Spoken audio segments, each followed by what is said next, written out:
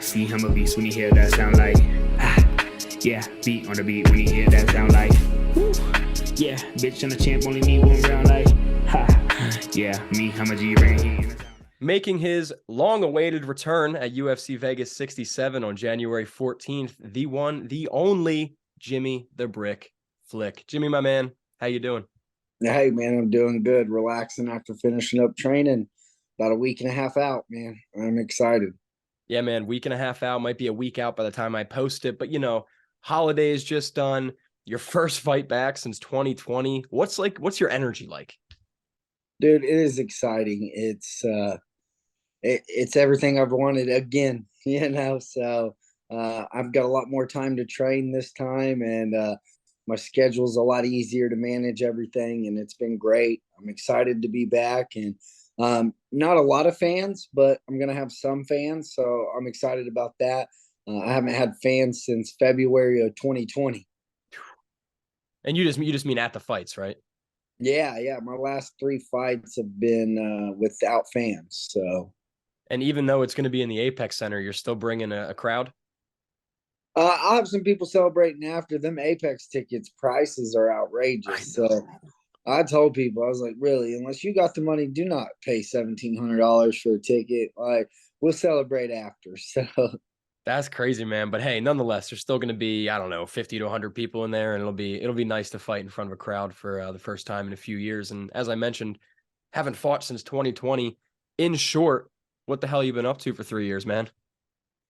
really not much, just working, spending time with my girls, just being a family guy. And I literally did not train for a year and a half. I just enjoyed doing nothing. I never thought I was going to run again, So I was full force into it, and then it came back around, and I got back in the gym, and it's been madhouse ever since July. I just haven't stopped training, and then had Jeff Molina, and then got Charles Johnson, and either way, I didn't care. I just want to fight January 14th.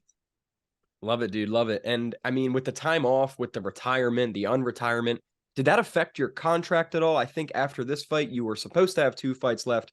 Did that change? Do you still have a 4-fight deal? Yeah, I fought once, so I got 3 fights left on my contract. Basically, UFC, they're really smart people. They know what they're doing, and they just paused my contract and then resumed it back up. Cool. So I'm hoping in 2023 we get all 3 of those fights knocked out, man. So love it, dude. Love it. Get that big boy contract for 2024. And then, you said you've been training like a mad dog since July. Are you still at Forza Combat, or do you kind of jump around? What's your training situation like? Who are your partners, coaches, and teammates? Yeah, Forza Combat Sports in Broken Arrow. That's my main gym. But we teamed up with Ryan BJJ, Todd Ryan. He's a Brazilian Jiu-Jitsu black belt. They got MMA guys over there as well. We got Shay Conley. He's a pro MMA fighter. Colt Billingsley. He's an amateur. Josh. There's multiple fighters coming out of their gym that are helping us, and we're going together, getting our jiu-jitsu over there. I also train at CrossFit Sand Springs, do a little CrossFit 3 times a week, keep this physique looking good. So, and then over at Forza Combat, I got Jeff El Jefe, which was the guy I was supposed to fight. So It was perfect. He's a 125er, and this guy hits like a Mack truck, man, and he's getting ready to fight for a title as an amateur for Muay Thai title. I got guys like Coey, Christian, we've been bringing in Freddie, which is a black belt, really good guy. Bare knuckle fighter, LT Nelson. That guy is a madhouse. He just fought bare knuckle. So we have great training partners. I do jump around and go just get extra work wherever I can. But I'm staying here in Oklahoma, born and raised. Now, you just said that you're training with Jeff El Jefe. That's not Jeff Molina, right? You're talking about a different Jeff? Yeah, we made a joke about it because his nickname's El Jefe. It's Jeff El Jefe, and I probably pronounced his last name wrong or messed it up, so I'm not going to say it. But he's my main training partner. Yeah, so we were joking about it as we was getting ready for Jeff El Jefe. So it was pretty cool. But yeah, he's a 125 amateur coming up, fighting all over the U.S. right now too, man.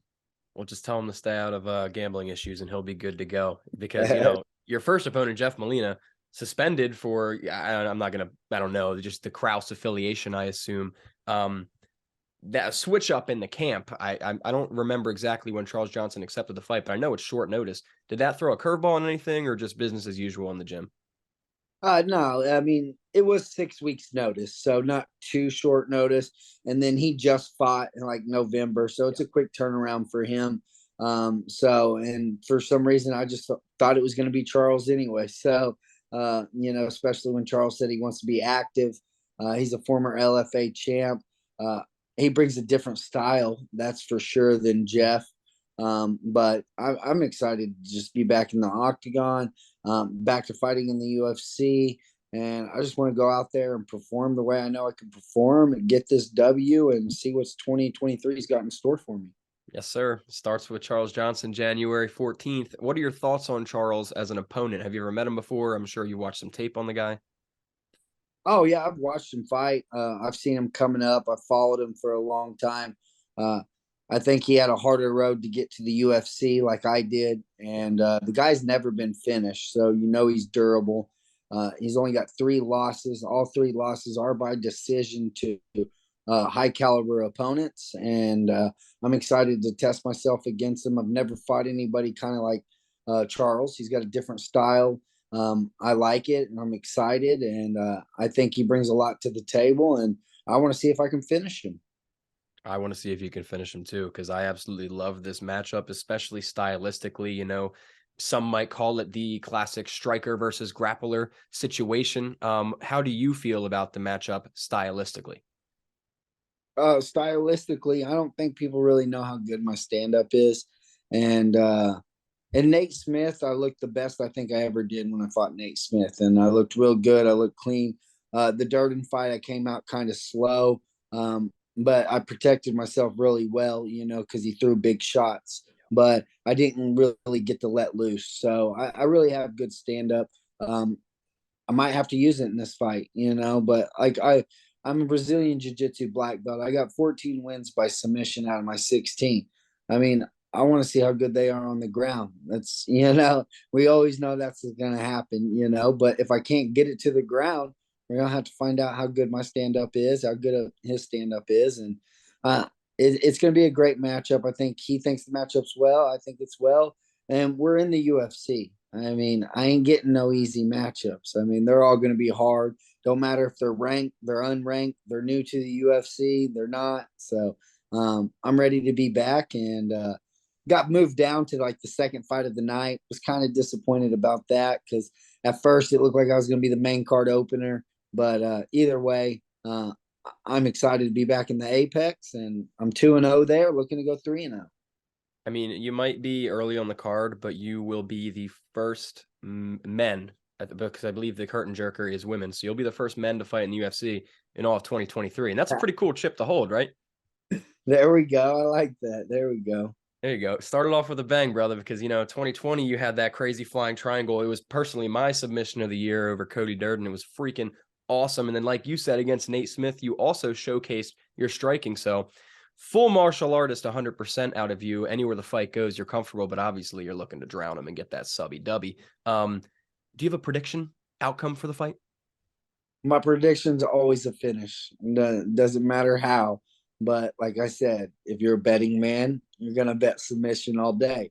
But I'm the brick for a reason. It's because my game's solid all over. I got good stand-up. I got good jiu-jitsu. I got good wrestling. And don't forget that flying triangle came from a head kick. Yep. So if the head kick would have been a little more precise or whatever, either way, I kicked him in the mouth. So, but I turned it into a flying triangle. So I got the striking skills. I got the ground skills. I got the wrestling skills. I just got to put them all together and see what happens. But I always predict a finish. I never stop until I get a finish, man. And I love to push it. I have not seen the scorecard since probably 2015 or something like that. And I lost the decision, and I didn't like that I lost it. I thought I dominated, and it was his hometown. So I've never been to a decision since. And I mean, it's killed or be killed. So I've been finished, but I make sure that I finish my opponents as well. I mean, that's probably the smartest strategy, because the way judging has been lately in 2022 with, Patty Pimblett, Ankalaev not winning the belt. Even Charles Johnson in his last fight out, a lot of people had Zuma winning that fight. So, like you said, don't leave it in the hands of the judges. You're just better off that way. And we're talking about betting, talking about you want to hit that inside the distance bet for all the bettors listening. I heard you on Alex Behunen's show yesterday talking about that betting line. So I'm not going to ask you about that. I don't want to beat a dead horse. I do want to ask, though, is Vegas making a mistake here? Because I don't get it. I think so, y'all. And if you play me, you got to play me by finish. I mean, so then if you do that, the odds got to be even better. So I don't know if a lot of money came in on Charles right off the bat, but like I said, it kind of makes some sense that I've been out for 2 years.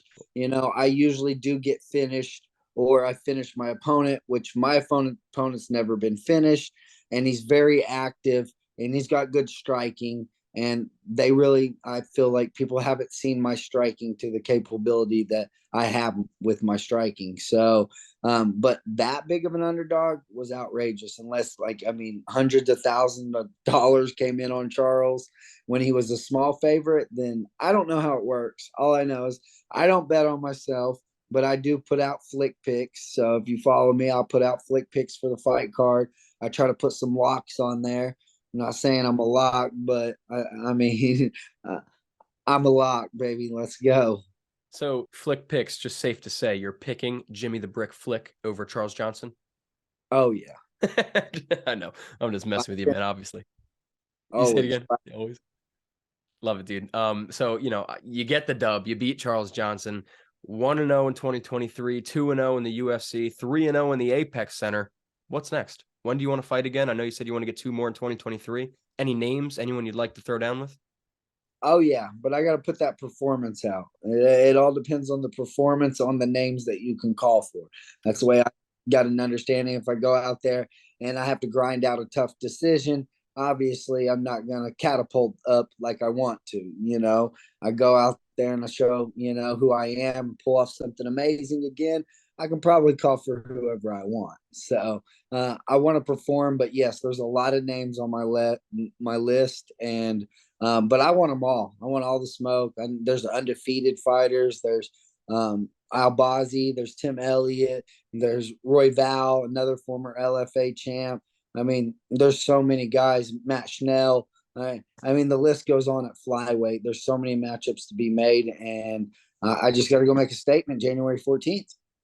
Yes, sir. I mean, you got a lot of hype behind the return too. So like you said, you make a statement, you can call out whoever the hell you want, dude. You get it done. If everything goes as planned, you get the dub, you get 2 more dubs in 2023, whatever it be. Your ultimate goal is clearly the title. I mean, I've heard you say it in interviews. I know you, that's the goal. What's kind of, if everything goes right, your like stepping stone path to getting there? Like if everything goes down how you want, what's the process? What does the journey to the top look like? Well, like I said, 2023, we start off with a finish over Charles, and then we fight 2 more times in 2023 with hopefully 2 more finishes. And if I added a few more bonuses in there, then I think that helps catapult me up. And I think at the end of my 4 fights going into 2024, I'm right there in the contender fight or a possible title fight, depending who our champ is. And I think 2024 could really be my year to change my life, to change my kid's life. And a lot of people don't know, but like I had to completely start over with what's going on in my life. Like I've lost a home. I sold my vehicle because I was going to open my own gym, and things went for a turn, and now, I mean, it's balls to the walls. I want to do everything I love. So I gave up on my job. I gave up on, like whatever else I thought I was going to do, my book, everything. And it's all in. Like I said, like my bills are paid for January, and I have spending money in Vegas. Outside of that, until I get paid, I ain't got shit, dude. I mean, it's all in. So I mean, with everything that's going on, man, it's just more motivation. I have another week and a half to just push myself, motivate myself, and do this for me and my girls and chase that gold. I mean, before it wasn't really the gold, I don't know what I was chasing. I had other goals, but it was never the gold. And now it's the gold, and it's to leave a legacy. And everything I got for this, man. You know, I literally gave up everything for this. I have an apartment now. I have to buy a new car. Like I started all over, and it's all worth it. And I'm gonna prove it January 14th. Yeah, man, and God willing, stay healthy, get 2 more pay opportunities in 2023, and then get a bigger contract for 2024 would be awesome, man. But let me just say, from an outside perspective, I know you have 2 daughters who you really they're kind of your motivation essentially. This isn't even really into my questions. I just wanted to say this, dude. As a son, having a father, watching him do anything made me proud, made me look up to my pops, right? Imagining my pops being a UFC fighter, being like, I'm going to go watch my dad perform on ESPN Plus at the UFC Apex Center. Like, just know, man, you are absolutely proving to those kids that anything is possible. And anytime they watch you go out, man, it's going to mean the world to them. So what I'm trying to say is it's not all about the money, bro. You're doing a lot for those kids just by showing them. And I know you know that, but I just wanted to tell you that too. Oh yeah, and the money will come, but most important thing is just making them proud, And I'm excited for it. They've seen how much work I've put in, and it's all going to pay off. Yeah, man. And have they been to your fights before? Do they watch your fights? My 10-year-old, the last one I had in 2020, February of 2020, where I had fans. Yeah. My 10-year-old got to go, and that's the first time she ever got to watch me live. But they will be watching it with their mom. They get to watch it live because I want them to get an understanding, win, lose, or draw. I mean, I'm putting it all on the line because this is what I love to do, and and it just goes to show people, never give up on your goals, and it doesn't matter what people think, because from retiring to coming back to everything that's happened in my life, I get all kinds of stuff, and it's only motivation to push harder to try to make my life better, and make myself happy. So, and that's what I've been doing, and I've never felt so great going into a fight camp or fight week. So come fight week, like it's been awesome. My weight's on point. Like I said, Icon Mills hooked me up. I had Shark Bite Meal Prep here in Claremore, Oklahoma. They hooked me up for like 10 weeks prior to Icons jumping on. So everything's been great, man. And I'm just excited. So that's awesome, dude. And truly inspiring stuff. Like totally. Your story's awesome. We're talking about the title, how you want to fight for the title. Not sure who's going to be holding the title come 2024 or whenever you get a chance to fight for it. Now, I believe it's the second card of the year. I think it's the first pay-per-view of the year. Figgy and Moreno go at it for the 4th time, 1-1-1. What's going down in that 4th fight, man? Who do you got? Man, I think Brandon's been a lot more active, and I think Figgy gets really big, and I think the longer layoffs for him could affect him in the fight. It is in Brazil, so I think that helps him as well, but it could also cause an adrenaline dump. Mm-hmm. So I think it's going to be another amazing fight, but the way Brandon looked in his last fight, it was like as the rounds progressed, he was just getting better and stronger. And if that happens in this fight, I think Brandon's going to get that submission again, probably, or come back. Yeah. Did they both submit each other? Yes. Yeah. They both submitted each other. Yeah. So I think he'll get it in the later rounds, man. I think he's going to push the pace, and I just like what he brings. He's so excited. He's a happy person, and his style is amazing, and it's a guy I would like to fight in the future. Like his jiu-jitsu is really, really good. And, I would really like to test myself with somebody's jiu-jitsu like that, especially in the flyweight division.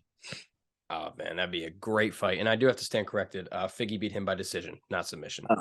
Moreno submitted him. But regardless, man, I'm just excited for that nonsense to get settled finally. 4 fights in a row is crazy. So crazy title fight we're talking.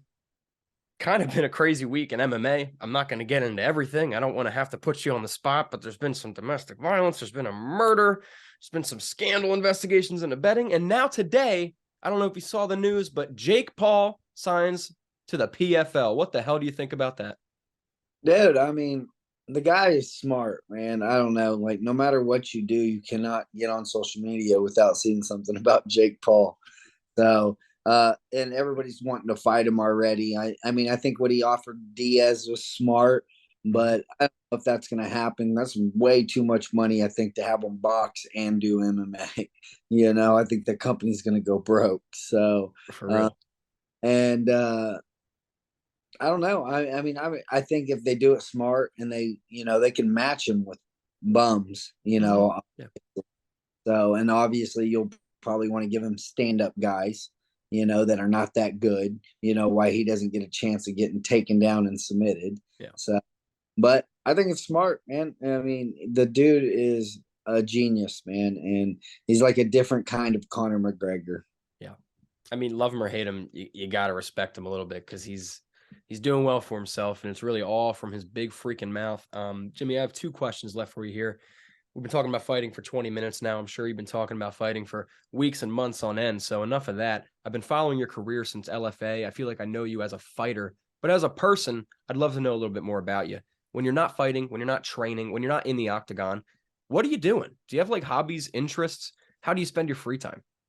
Yeah, man, I get asked this a lot, and like here lately, I've actually just been watching a lot of movies. I've got into like I've never been into scary movies, and I got me a girlfriend that watches a lot of scary movies, and so here lately, I've been like watching crazy scary movies that I've never done in my entire life. So I've got into scary movies, and I love playing Texas Hold'em poker. I mean, that's one of my favorite hobbies.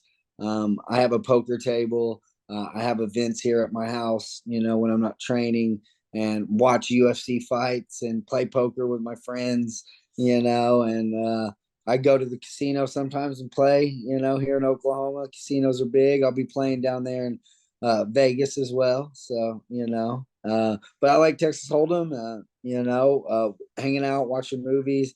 Um, I mean, I like being on the water too when it's nice. Like I love going tubing, skiing, all kinds of stuff. So I mean, not really a fishy or honey guy. I don't go fishing or hunting too much. But I usually just hang out with the family, man. And I like having fun though. Take my kids to go skating a lot. We go to the water parks when we can. But I just like enjoying life, and that's what I'm trying to do. Just enjoy life and be happy. So are you a football fan at all when you're enjoying life?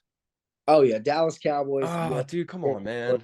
I already knew it. Yeah, Right? but you got to think about it. I come from Oklahoma, right?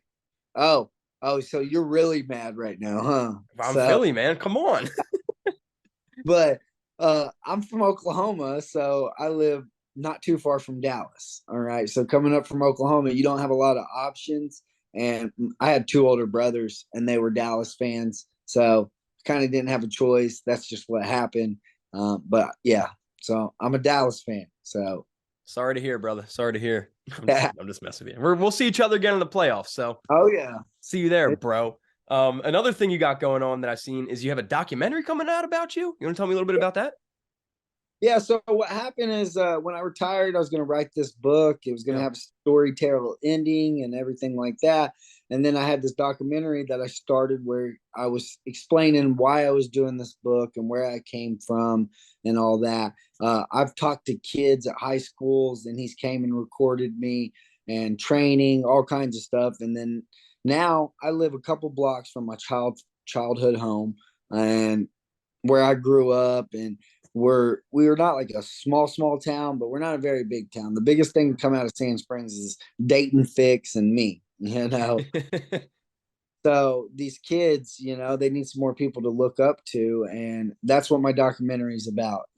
So it's going to come out after my fight, and it's going to be about my come up, my upbringing, what it took to get here, everything I've went through, and what it feels like to be back in the octagon, and where we plan on going from there. Love it, dude. And I'm sure you'll be posting that on social media. I'll link all your stuff below you in this interview. So everybody go follow Jimmy if you don't already, and follow that documentary. That's awesome, man. I love that you're getting the exposure, and I'm glad it's for a good cause too, not just some stupid hype yourself up documentary. My last question, Jimmy, kind of going along with that, even inspiring people. I used to ask every fighter this, and then I used to get a lot of the same like cardboard vanilla answer. But I want to ask you this. I interviewed Damon Jackson this week, who's sharing a card with you Yeah. or next weekend. I asked him this question too, because he dealt with a lot of adversity. His last fight, his brother died the same week he was fighting Pat Sabatini. And I know you yourself, man, you haven't had an easy life. You've had to fight out of the mud. You've talked about some struggles you've been through before, even just as recently as having to deal with retiring and then unretiring. Like, you're a human being, you're a fighter, you're in the most physically and mentally demanding sport in the world. There's ups and downs, highs and lows all over the place. So man, like, when life hits you, like it hits everybody, but at an accelerated rate because you're a fighter, what keeps you going? Like, what keeps you motivated and inspired to like keep achieving your dreams? Man, my whole life, I've always told myself that I was going to accomplish something, and I didn't know what I was going to accomplish. And I came from a very poor family. I had two older brothers, two older sisters. I even had a younger sister that was born, but was adopted before she was born because we were too poor. My mom was 14. My dad was 19 when they had their first kid. Like, by the time my mom was 23 years old, she had 6 kids. So, and my dad worked his ass off, and I that's one thing I cherish from my dad is my work ethic. Like, that's how I get my work ethic. That's how I wake up at 4 or 5 o'clock in the morning and go train, go to work, train. I've been doing that my whole life. And now I get to actually just train. And my work ethic is just unstoppable thanks to my father. And we had our ups and our downs, and he went through a lot, but his work ethic was always what I've always looked up to. And I'm glad I got that from him. So that's, what really motivates me to, keep working hard to get through this stuff, is because, like, and somebody else has got to be going through worse things than I'm going through. There's people. Presumably, I mean, look at Francis, where he came from. We all, come from something bad. We always have bad stuff. And I just, like you said, I'm trying to be happy, a lot more, and just no matter what, try not to be down, be a good person, and just hopefully good things will come, and keep coming. And it's never easy on anybody, and life's tough, and it's always going to be tough. I try to explain that to my kids. Like, my kids have been going through a lot, it's not easy, and then now their dad's getting ready to go fight on TV again. So, and then I'm going to be gone for a little bit, don't get to see them for a little while. So it's an experience for everybody. And I just, try to look at the brighter side, that at least I'm still here. At least, I'm able to live, and, got a place to live, and got some beautiful kids, and I'm able to do what I get to do for a living and what I love. I've talked to a lot of fighters this week, man, and let me tell you, you're glowing the most, your energy is the most vibrant, and I think you're really speaking your perspective into existence. So that's awesome to see. Jimmy, before we get out of here, a lot of attention on your fight, the return, so to speak. You got fans, family, friends, supporters. I tell every fighter this, you even got a hater or two out there somewhere. That's just how people be. So anything you'd like to say to anyone, the mic is yours. Hey, man, I love them all. And like you said, yeah, I was in this chat, and this guy was, talking about picking Charles and KO and me.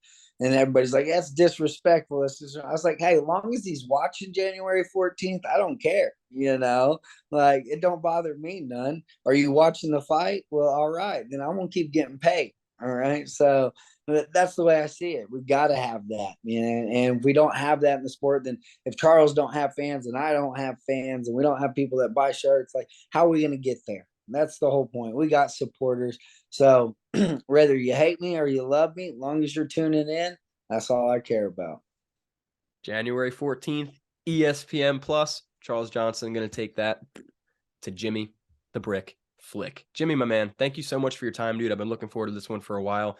Looking forward even more to the return next weekend. You get that dub, genuinely kick ass, and we'll do it again afterwards. All right, man? Yeah, appreciate it, big dog. Thank you. Of course, man.